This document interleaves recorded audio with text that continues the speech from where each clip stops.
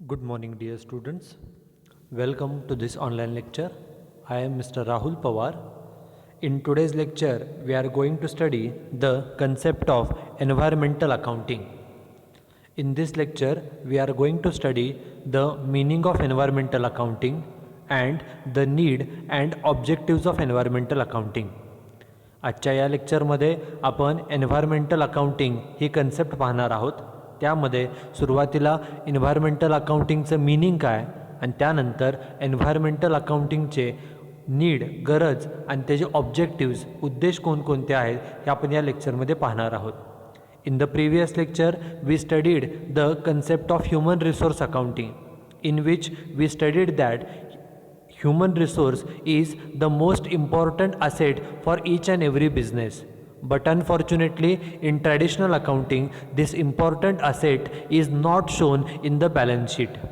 आपण पाठीमागच्या लेक्चरमध्ये पाहिलं की कोणत्याही बिझनेससाठी ह्युमन रिसोर्स ही सर्वात महत्त्वाची असेट असते, परंतु ट्रॅडिशनल अकाउंटिंगमध्ये या असेटचा कुठेही बॅलन्स शीटमध्ये ती असेट दाखवली जात नाही. And human resource accounting is one of the branch of accounting which deals with the calculating the amount spent by the company for the recruitment, for the selection, for the training and development of its employees. Human resource अकाउंटिंगमध्ये काय केलं जातं तर जे आपल्याकडे काम करणारे employees आहेत त्यांच्या सिलेक्शनसाठी, रिक्रुटमेंटसाठी, ट्रेनिंगसाठी, डेव्हलपमेंटसाठी किती खर्च आलेला आहे तो खर्च कॅल्क्युलेट हे ह्युमन रिसोर्स अकाउंटिंगमध्ये केला जातो. In the same case, in human resource accounting, the value of each and every employee is calculated. Human resource अकाउंटिंगमध्ये जे आपले एम्प्लॉईज आहेत त्या एम्प्लॉईची बिझनेससाठी व्हॅल्यू किती आहे ही सुद्धा एन्व्हायरमेंटल अकाउंटिंगमध्ये कॅल्क्युलेट केली जाते. This is what we have studied in the previous lecture. Now in this particular lecture we are going to study the concept of environmental accounting. या लेक्चरमध्ये आपण एन्व्हायरमेंटल अकाउंटिंग ही कन्सेप्ट पाहणार आहोत. What is environmental accounting? In the name itself, it is mentioned that this accounting is related to the environment. Environment means parisar. We know that each and every business, whether it is sole proprietor business, partnership business, company, joint in the family, each and every business is set up in the environment. आपल्या आजूबाजूला जे काय पर्यावरण आहे त्या पर्यावरणामध्येच, या परिसरामध्येच कोणताही business हा स्थापन केला जातो. मग आपला जो काही बिझनेस आहे, आपण एन्व्हायरमेंटमध्ये जे काही रिसोर्सेस अवेलेबल आहेत, संसाधने अवेलेबल आहेत, याचा वापर करूनच बिझनेस हा चालवला जातो. एन्व्हायरमेंटल अकाउंटिंगमध्ये काय केलं जातं तर environmental accounting is a field. Environmental accounting ही अशी एक फील्ड आहे, अशी एक शाखा आहे that identifies the use of resources. आपण पर्यावरणामधील कोणकोणत्या रिसोर्सेसचा, संसाधनांचा वापर केला. आपला जो काय बिझनेस आहे तो सोल प्रोप्रायटरी असू, पार्टनरशिप असू किंवा कंपनी असू, आपल्या बिझनेसने एन्व्हायरमेंटमधील, पर्यावरणामधील कोणकोणत्या रिसोर्सेसचा, कोणकोणत्या संसाधनांचा वापर केला. अँड मेजर्स अँड कम्युनिकेट्स, आणि काय मोजलं जातं आणि कम्युनिकेट केलं जातं the cost of companies impact on the environment. कंपनीचे जे काही डे टू डे वर्किंग आहे त्या डे टू डे वर्किंगचा एन्व्हायरमेंटवरती, पर्यावरणावरती काय परिणाम झालेला आहे तो मोजणं आणि तो कम्युनिकेट करण्याची जी ही फील्ड आहे त्याला एन्व्हायरमेंटल अकाउंटिंग असं म्हटलं जातं. So in environmental accounting, first we identify the use of resources by the business. बिझनेसने एन्व्हायरमेंटमधील कोणकोणते रिसोर्सेस, कोणकोणती संसाधनं वापरलेली आहेत ती आयडेंटिफाय केली जातात. हे पहिला part. And in second part we calculate and communicate the cost of companies impact on the environment. Company म्हणजे बिझनेस, बिझनेसच्या जे काही डे टू डे ॲक्टिव्हिटीज आहेत याचा एन्व्हायरमेंटवरती काय परिणाम झालेला आहे तो मोजणे, मेजर करणे म्हणजे मोजणे आणि कम्युनिकेट करणे हे ह्या एन्व्हायरमेंटल अकाउंटिंगमध्ये केलं जातं. So in environmental accounting we measure, we calculate and we communicate the impact of activities of the business on the environment. बिझनेसच्या ज्या काही ॲक्टिव्हिटीज आहेत, डे टू डे ॲक्टिव्हिटीज आहेत, त्याचा पर्यावरणावरती काय परिणाम होत आहे किंवा झालेला आहे हे मोजण्याचं काम, हे कम्युनिकेट करण्याचं काम हे एन्व्हायरमेंटल अकाउंटिंगमध्ये केलं जातं.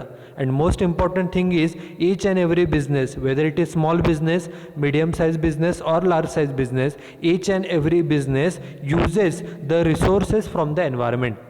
बिझनेस छोटा असो, मध्यम असो किंवा मोठा असो, प्रत्येक बिझनेस एन्व्हायरमेंटमधील, पर्यावरणामधील वेगवेगळ्या रिसोर्सेसचा वापर हा करत असतो आणि प्रत्येक बिझनेसमुळे त्याचा काही ना काहीतरी इम्पॅक्ट हा एन्व्हायरमेंटवरती होत असतो.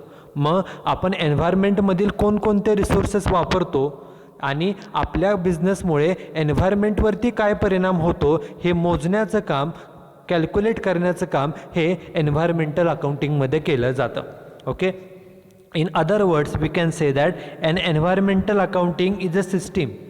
आपण एन्व्हायरमेंटल अकाउंटिंग आणि कशा पद्धतीने सांगू शकतो तर एन्व्हायरमेंटल अकाउंटिंग ही एक सिस्टीम आहे. कशासाठीची? विच मेजर्स, त्यामध्ये काय मोजलं जातं? The effect of companies working on the natural environment in monetary terms. मागाशी सांगितल्याप्रमाणे each and every business, whether it is small business, medium size business और a large size business, every business impacts on the environment, and in environmental accounting we calculate the impact of companies working on the environment in terms of money. कंपनीच्या म्हणजेच बिझनेसच्या कामकाजाचा पर्यावरणावरती काय जो परिणाम झालेला आहे त्याची पैशामध्ये, मॉनिटरी टर्म्समध्ये त्याचं कॅल्क्युलेशन हे एन्व्हायरमेंटल अकाउंटिंगमध्ये केलं जातं. Okay, and most important thing is all revenue expenses incurred by the company.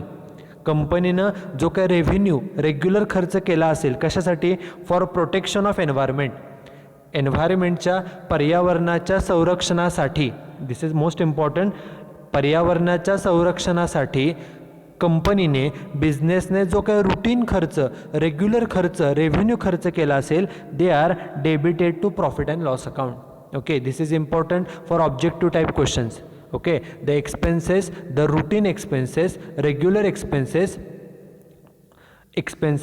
all revenue expenses incurred by the business for protecting the environment are debited to P&L account.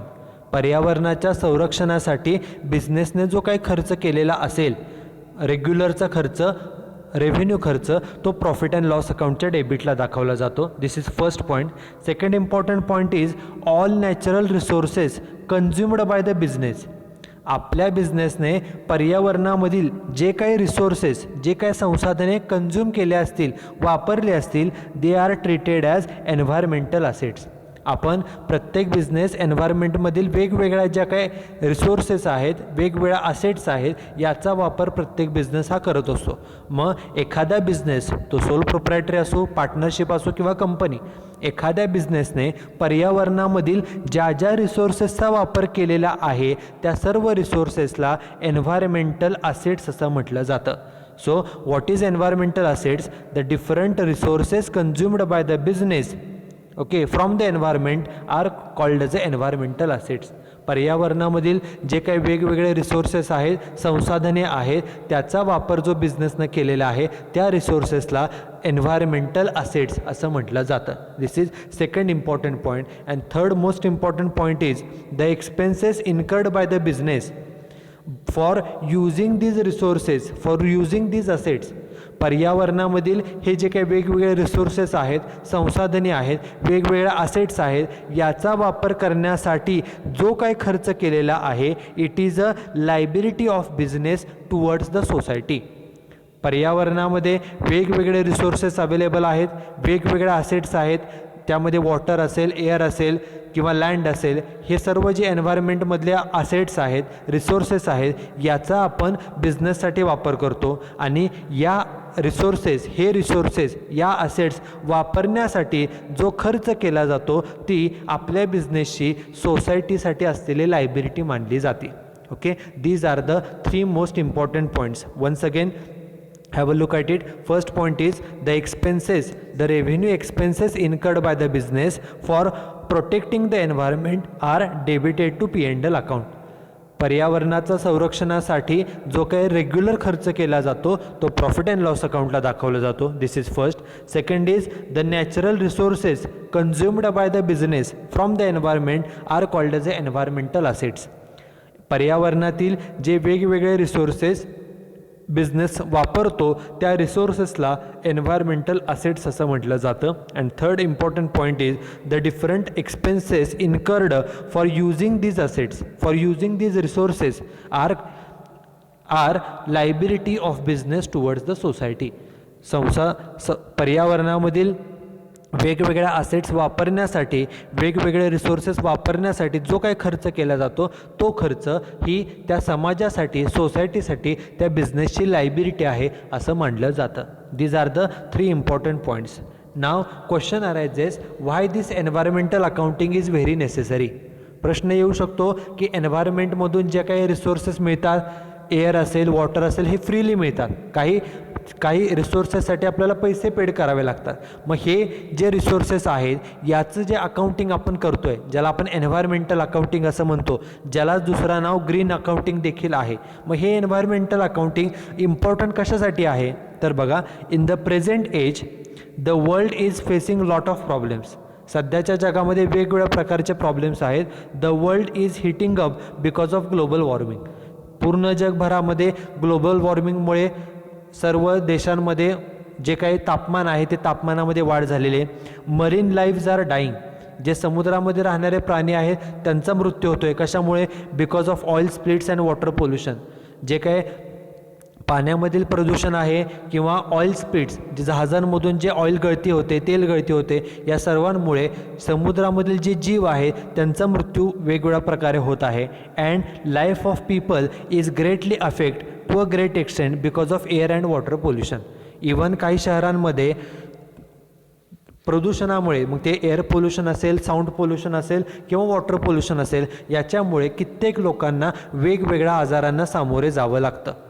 Okay, so we can say that in the present age the world is facing a lot of problems and therefore to make life more secure and safe. त्यामुळे जर आपल्याला आपलं आयुष्य, लोकांचं आयुष्य जास्त सुरक्षित करायचं असेल तर an environmental accounting which is also known as green accounting should be seriously implemented.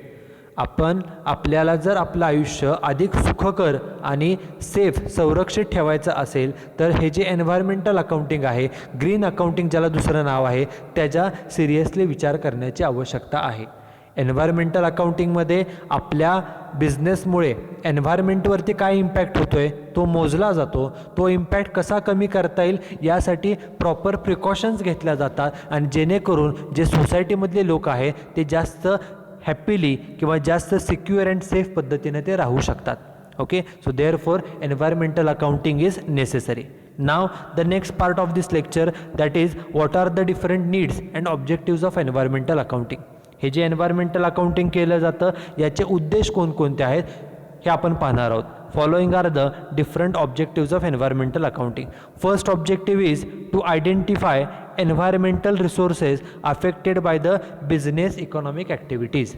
बिझनेसच्या ज्या काही day to day routine activities आहेत त्याच्यामुळे पर्यावरणामधील कोणकोणते रिसोर्सेसवरती परिणाम झालेला आहे, अफेक्ट झालेले आहेत, हे शोधून काढणं.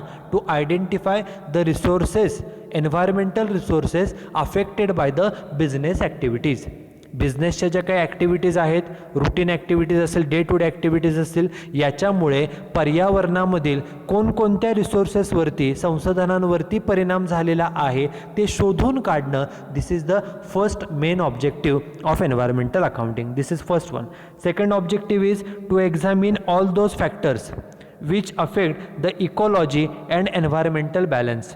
म्हणजेच काय, सर्व आपल्या पर्यावरणाचा जो काय बॅलन्स आहे, ओके, एन्व्हायरमेंटल बॅलन्स आहे किंवा इकॉलॉजी, जी काही जीवसृष्टी आहे, याच्यावरती परिणाम करणारे कोणकोणते फॅक्टर्स आहेत त्या सर्व फॅक्टर्सचा अभ्यास करणे.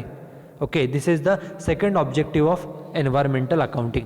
There are different factors which might affect on the ecology, on the environmental balance. पर्यावरणाचा जो काय समतोल आहे त्याच्यावरती परिणाम करणारे वेगवेगळे घटक असू शकतात. त्या सर्व घटकांचा, त्या सर्व फॅक्टर्सचा अभ्यास करणे, तपासणी करणे हे देखील एन्व्हायरमेंटल अकाउंटिंगचा उद्देश आहे. This is second one.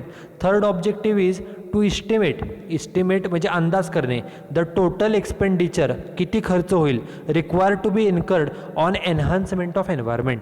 पर्यावरणाच्या वृद्धीसाठी, एन्हान्स म्हणजे वृद्धी, वाढ, पर्यावरणामध्ये वृद्धी करण्यासाठी, वाढ करण्यासाठी अंदाजे किती खर्च येईल तो खर्च इस्टिमेट करणे, कॅल्क्युलेट करून सांगणे हे सुद्धा एन्व्हायरमेंटल अकाउंटिंगचा ऑब्जेक्टिव्ह आहे.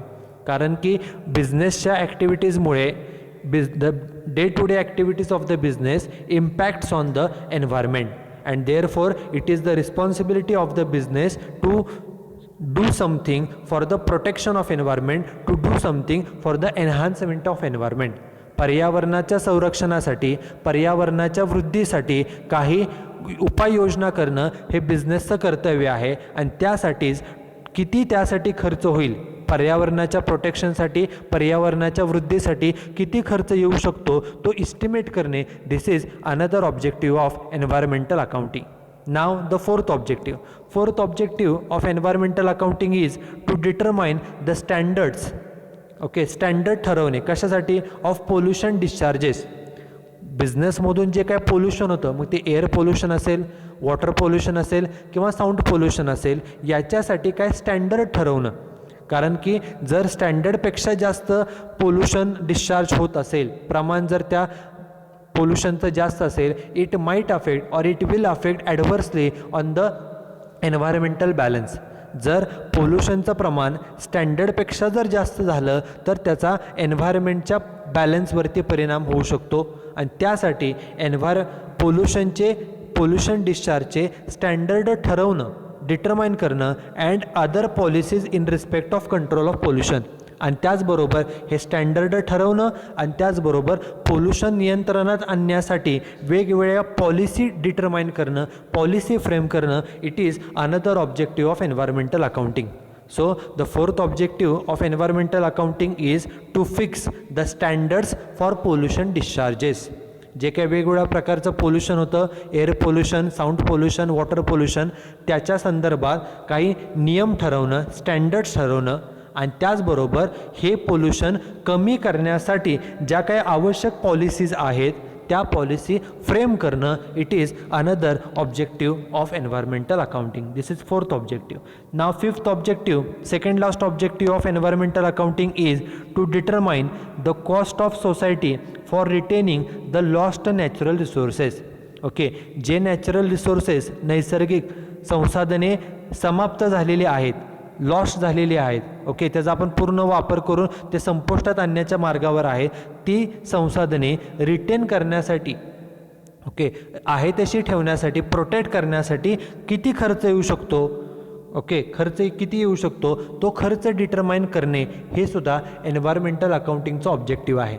कारण नॅचरल रिसोर्सेस जे आहेत ते काय अनलिमिटेड नाही आहेत, ते लिमिटेड आहेत. आपण जेवढे रिसोर्सेस वापरू हळूहळू ते कमी कमी होत जाणार आहेत. मग हे नॅचरल रिसोर्सेस जे आपण वापरलेले आहेत ते कशा पद्धतीनं कॉन्झर्व करता येतील, त्यामध्ये कशा पद्धतीनं वाढ करता येऊ शकते, ते कशा पद्धतीनं प्रोटेक्ट करता येऊ शकतात, त्यासाठी किती खर्च करावा लागू शकतो हे सुद्धा कॅल्क्युलेट करणं, it is the another objective of environmental accounting.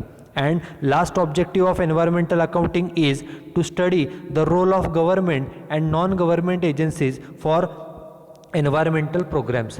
पर्यावरण संदर्भात जे वेगवेगळे प्रोग्रॅम्स, कार्यक्रम आयोजित केले जातात, जे वेगवेगळ्या गोष्टी केल्या जातात, त्यामध्ये सरकारचा आणि इतर ज्या काही बिगर सरकारी ऑफिसेस आहेत किंवा ग्रुप्स आहेत त्यांचा त्यामध्ये काय रोल आहे, तो रोलचा अभ्यास करणे हे सुद्धा एन्व्हायरमेंटल अकाउंटिंगचं काम आहे. जेणेकरून जर गव्हर्नमेंट असेल किंवा नॉन गव्हर्नमेंट एजन्सीज असतील, त्या जर त्यासाठी काय काम करत असतील तर त्या कामामध्ये मदत करणे किंवा एखादं काम गव्हर्नमेंट एजन्सीकडून किंवा नॉन गव्हर्नमेंट एजन्सीकडून होत नसेल तर त्यासाठी कामासाठी पाठपुरावा करणं किंवा ते फाइंड आउट करणं हे सुद्धा एन्व्हायरमेंटल अकाउंटिंगमध्ये केलं जातं. Okay, so these are the 6 different objectives of environmental accounting. So in short we can say that environmental accounting is one of the field which relates with the different resources consumed by the business from the environment. एन्व्हायरमेंटमध्ये जे काही वेगवेगळे resources आहेत त्या रिसोर्सेसचा वापर करूनच प्रत्येक business हा चालूच असतो. मग आपण कोणकोणते रिसोर्सेस वापरलेले आहेत ते एन्व्हायरमेंटल अकाउंटिंगमध्ये कॅल्क्युलेट केलं जातं. त्याचबरोबर what is the impact of business on the environment, it is also measured and communicated in the environmental accounting. आपल्या बिझनेसचा पर्यावरणावरती काय परिणाम झालेला आहे त्याचं मोजमापसुद्धा हे एन्व्हायरमेंटल अकाउंटिंगमध्ये केलं जातं. Okay, so we can say that environmental accounting is necessary in the present age because right now the people of all the countries are facing various problems, okay, and therefore environmental accounting needs to be seriously taken into consideration. Okay, so in today's lecture we studied the meaning of environmental accounting, and after that we studied the 6 different objectives of environmental accounting. Okay, that's it with this particular lecture. Thank you very much.